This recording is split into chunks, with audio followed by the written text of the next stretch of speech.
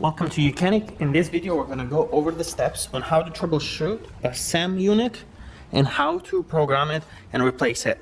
So a SAM stands for Signal Acquisition Module, and these vehicles usually have a front SAM and a rear SAM. They might have more signal acquisition modules. In this vehicle right here that you can see, the front SAM has gone bad, and that's what we're going to replace. We're going to install this unit. It's a used unit, and we'll show you how to program it and what to keep in mind when you buy a used one.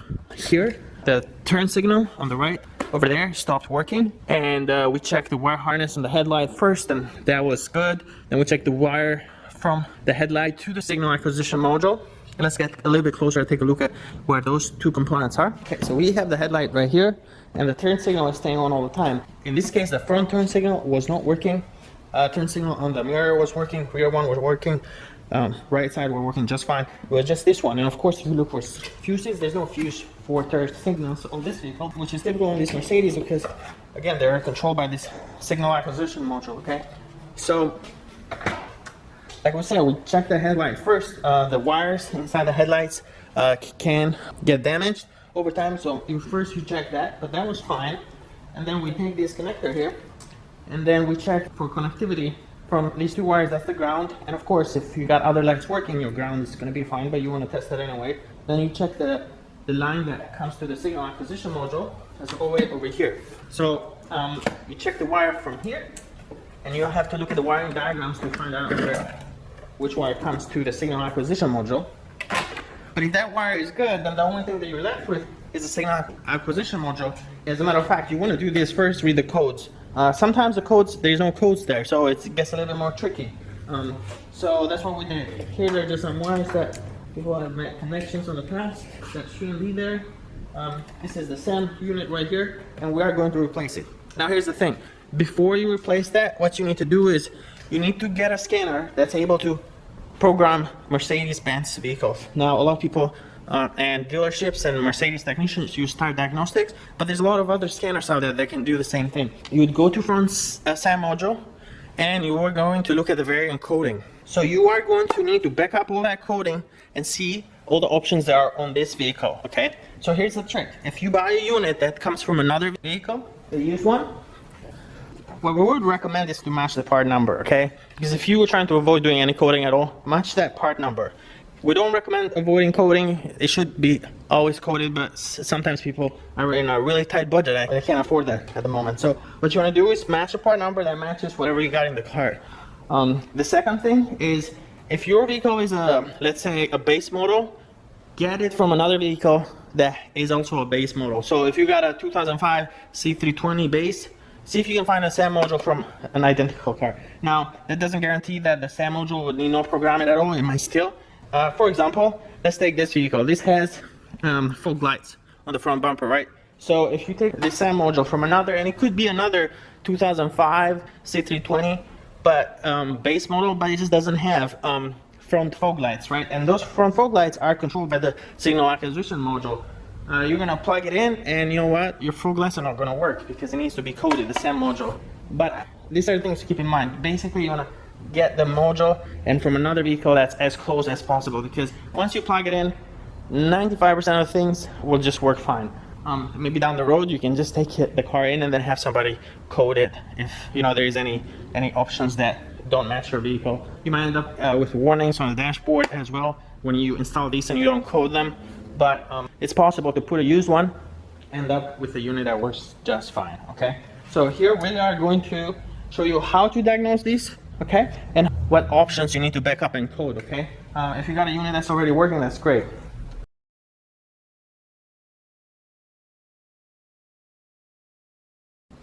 Okay, so since we know we're dealing with a front signal acquisition module, there's rear SAM and SAM front signal acquisition front. Okay, that's what we need. That's what we're replacing. Okay, and read codes. Of course, you want to do this. The first thing, this is what you need to do. Read codes. Oh, look at that. Oh, a lot of codes here. Now, it's important to point out that the codes that are current are an issue that's going on. These that stay stored, they're intermittent. So they might be coming and going, basically. You know, it's like it could be a damaged wire, for example, or a poor ground, you know. So sometimes it makes contact, sometimes it doesn't. At the moment, it's making good contact. It's checking, it's saying, hey, it's working fine, so let's make that a stored code here, like under voltage, for example. But it says store at some point, vehicle head under voltage, all right? So you want to read all these codes. You don't need to clear them yet, but you need to go to variant coding, okay? And under variant coding, you gotta look at these options here, and then you gotta back all these variant coding options, because this would vary a little bit, but for example, on the Start Diagnostic, it's very similar. In the menu, you would go to variant coding. Here, with this scanner, what we could do, we can just code in backup, okay? And we're gonna do backup variant coding. This is gonna store everything from this vehicle, okay? So we're just gonna say 2005 C 320 front SAM, okay? So I am going to, this file name is a little bit too long, front SAM 320. Okay, let me see if that works. Okay, that worked. So it stores, or when we install a new one, we'll come back in here, and then we're going to do a restore variant coding.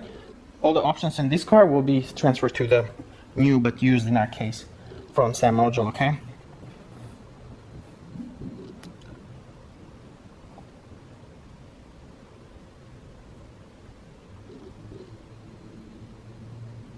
So really quick, some of the options that are controlled by this front SAM module, for example, there is washer pump front, there is auxiliary water pump, headlamp cleaning system, so you got headlights that spray water and get cleaned. This vehicle doesn't have them, but you know, the SAM module could be coming from another vehicle that has that option.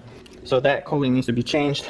Cornering lamps, what that is the fog lights down on the bumper. When you're at low speeds, like under 20 miles per hour, and you turn the steering wheel your right or left, you know, if you turn right, your right fog light turns on to illuminate. This is a pretty common feature in a lot of Mercedes, but not all of them have it. So these kind of options need to be transferred to the new SAM module, okay? So we're gonna go ahead and replace it now, okay? Okay, so we're getting ready to replace the front SAM module. What we're gonna do first, we're gonna lift up this hood. Right here it has a release. This is pretty typical for all Mercedes. You can lift up the hood all the way up, okay? So that gives you more room. And then the second thing you need to do is disconnect the negative terminal on the battery. We've already done that. On these cars, the battery is gonna be either on the passenger side on the engine bay over there, or if it's not there, most likely in the trunk. And if it's not in the trunk, under the rear seat, and in some models like the GLs and the R-Class and some MLs, it's actually under the passenger seat on the front, okay? But once you disconnect the battery, and make sure you do that, you'll come here, and we need to get the SAM unit out, okay? So it's gonna be a little bit of work here. It's not too bad. Okay, so what we're gonna do is we're going to disconnect this wiper arm right here. Okay, because this is going to give us room to move that wiper away. Okay, so you just pop that up, and now we can move this wiper arm like so. Okay, and then this will, later we can move this around.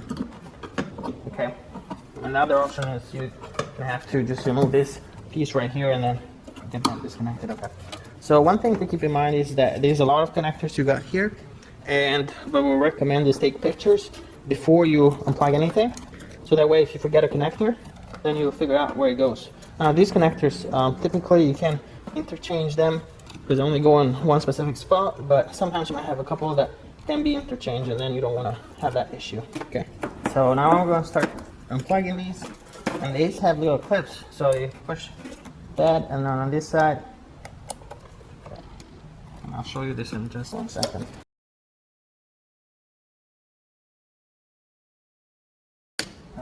So you can see this right here, you put a small screwdriver and press on there.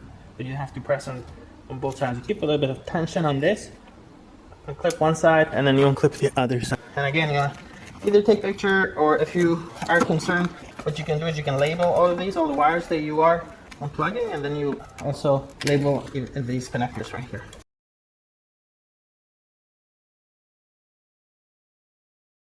Alright, so here we got the ECU. We're going to have to unplug this as well. Okay. Alright, you want to avoid pulling just on the wires. You want to grab these connectors here and pull that. Okay, on these connectors right here, you have to press right there, and then it releases this gray piece, which you slide down, and I'll show you in just 1 second. Okay, so it's like this. Okay. Okay, so you'd be pressing on this piece right here and then move this down. That comes right out.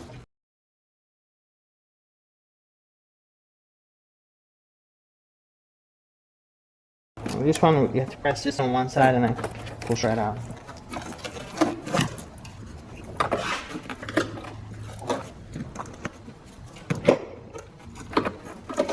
This requires a lot of patience. If you're doing this for the first time, you need to be careful.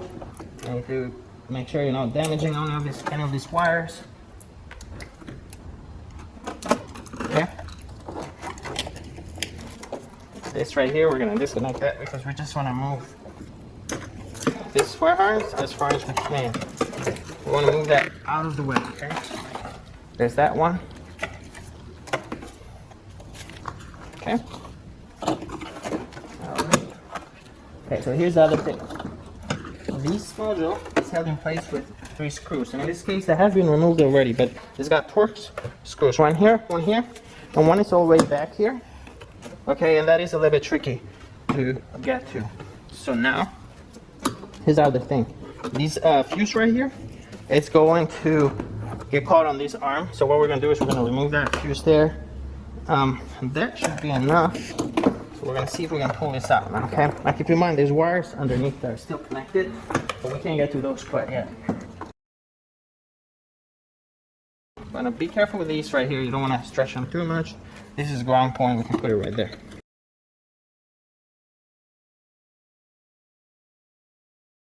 And that's it. Not too bad, right? Okay. So now we have all these connectors underneath, and you can see how many connectors there are. There's quite a few. So again, take some pictures. I mean, having done this multiple times, you don't need to do that, but you probably want to mark these pretty well. It's gonna be like a puzzle trying to find where everything goes. Probably one of the hardest parts in the job, especially if you're doing it for the first time. Okay. See, when these units fail, I mean, you have issues where like one of the headlights works, like the low beam works on one side but not on the other. Maybe one turn signal works, one fog light works. Just pretty strange issues like that. And honestly, it's a really common problem with these vehicles,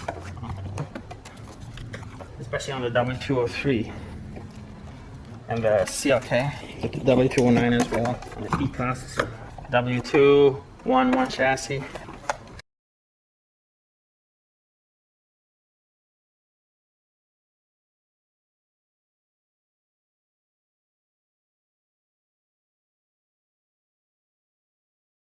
We got one of these connectors that you have to turn, you have to press here and flip this arm over. So you gotta press there, press that over. This is important. That's why it's so important to disconnect the battery on this vehicle when you do this. Otherwise, it might cause issues that you didn't even expect. Okay. There's the old one. Okay, so we're gonna go ahead and install this used one. Okay, one thing to keep in mind, look at these. This relay here was busted during shipping, and so it was that fuse. So we're gonna replace these. Okay, and we can easily just, you want to install new route relays if you are replacing something and it has an issue, just to be sure that the relay is not the issue and they're just putting back an old relay, and then especially if you replace the unit and then you're having the same problems. Keep that in mind. The other thing that you want to do is look at the unit that you're getting and then the used unit that you're installing. Check all of the fuses. Make sure you have the same fuses on all of them and the same amperage. Right here we got 15, 7.5. We're missing a 5 over here, 7.5, 15. That's a 15. We're missing that 40. We have that. This does have the same thing. You gotta go over all the fuses and make sure they're all matching. Whatever you got on your old unit, the same thing with the relays. Make sure you put all the relays in that you have on the old unit. Okay. So here we have the used unit. We're going to go ahead and reinstall it.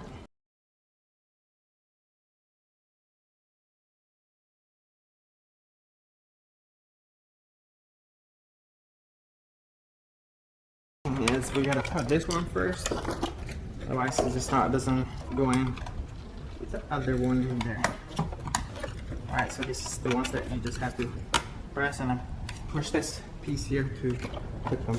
This right here is a connection that was made before. We're going to remove this.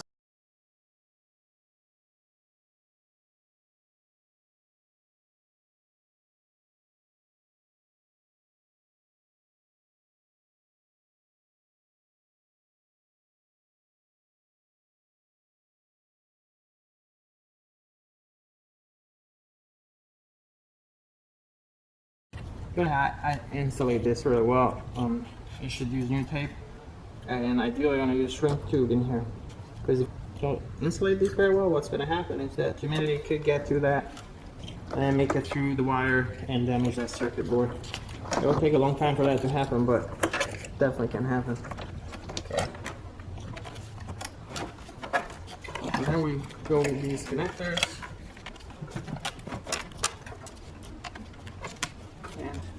A lot of them you won't remember where they go, so you have to look at the picture.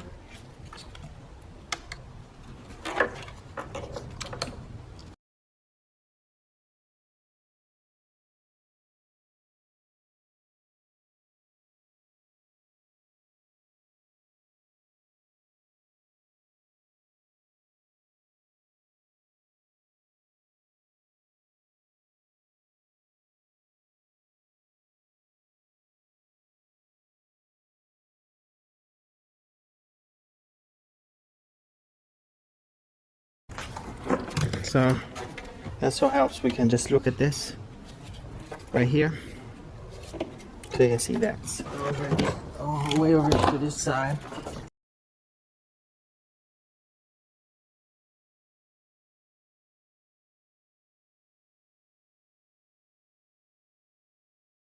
And one thing to keep in mind is a lot of these connectors are not going to go in the wrong direction. They just don't fit, so you got to flick them around, push them until they click. Make sure you do that as well. Okay.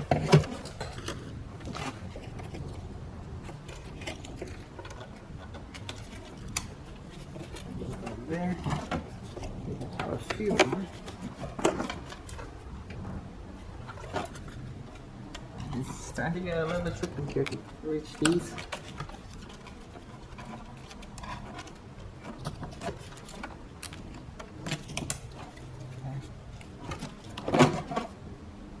This one actually goes right on top there, so let's keep this. Push my flick.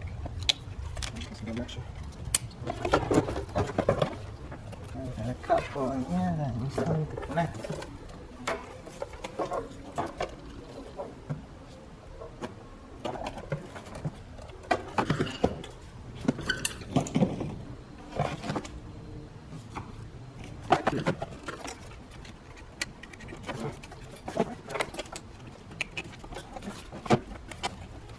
Got this long left, and it seems like it goes right here. It can be color coded, like in this case, you know, green connector with green connector, but most of them are blue and white, so it's not gonna have a whole lot, or black. So we got one that's all the way there.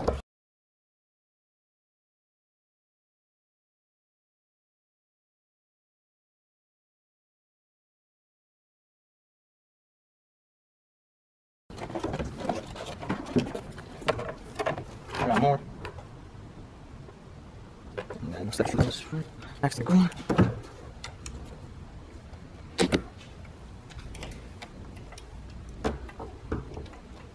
Alright. Hear that? Okay. So lastly, we're going to make sure we don't have any other connectors that are missing. Or I should say they're not connected. Okay. Let's go.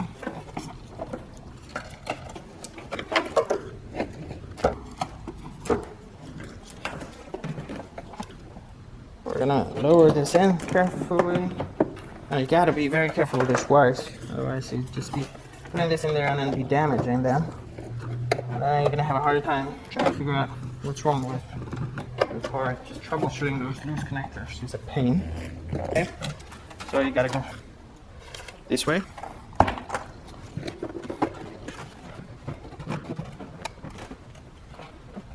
Okay. That's it.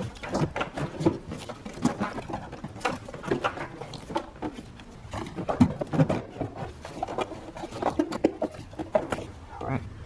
So, thing to keep in mind is this fuse that we removed here for 50 amp fuse actually. Goes right there. And then we gotta put screws to secure that. Okay. We're gonna do that next. So we put 2 screws on the back now, one there, and we have the last one over in this corner.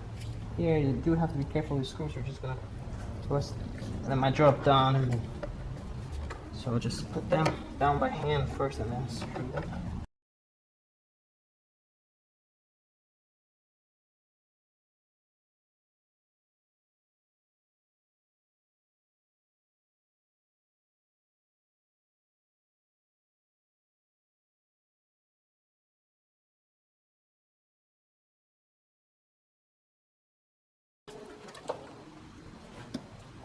So next we are going to connect these wire harness. These slide right through here. Okay. That one goes right there. And it clicks. And we'll slide this here. This is these are supposed to be waterproof, so keep that in mind.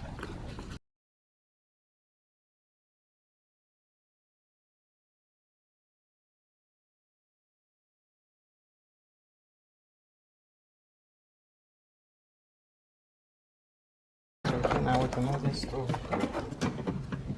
Alright. Connect that later. I'm gonna connect that at the end, but for now, I'm gonna slide this one here.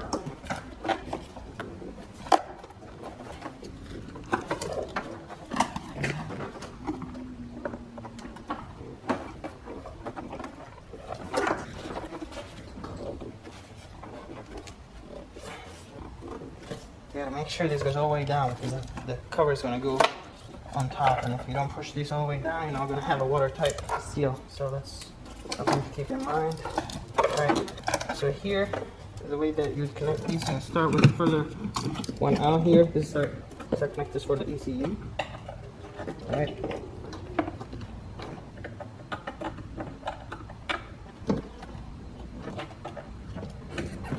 You hear that click? And then you go in order with these other connectors. Okay. Push it and lock that.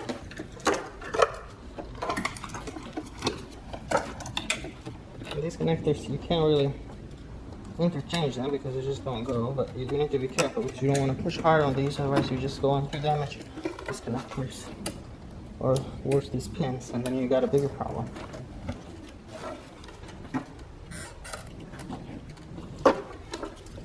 This one doesn't like to lock because you can see this zip tie has moved and it's not letting that lock in place like that. So pay attention to things like that because then you'll put everything together and then you have some other issues like with the ECU and stuff. So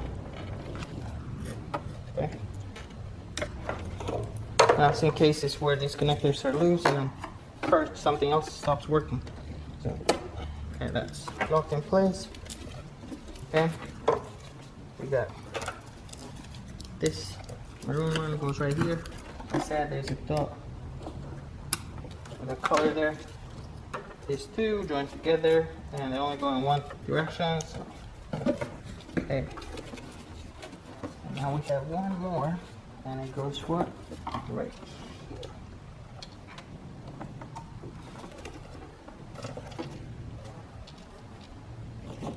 Okay. All right. So we want to inspect it, make sure there's no connectors that are loose. And one thing that you should also do, you want to check all those fuses, right? And then putting those used relays, it's a little bit of concern because then what if one of those relays you just put in there is not working? So it's important to put new. Check. Fuses are easy, you can check them, but relays you should just replace. Okay. So then the other thing is you just slide this back here. Oh, before we forget this, simply just move the arm so these two line up together and then push this down. Okay? That's it. That's secure. Now, one last thing we gotta do, and I think you know what that is, and no, it's not connecting the battery. Of course, we gotta connect the battery, but after that, what we gotta do is transfer the coating over. I mean, for example, this car doesn't have headlight washing system. It does have fog lights. So we gotta go into the front SAM module and then back up, restore all the coating. Basically, it's going to restore it from the. Let's read fault codes.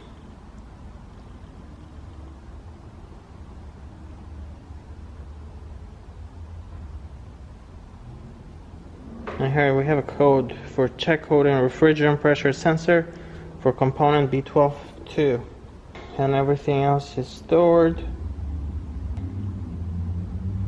Got a lot of stored. We got another current code right there. Okay, it says left turn signal lamp is faulty, so in this case it could be the bad light bulb there on the headlight. So let's go ahead and clear these fault codes.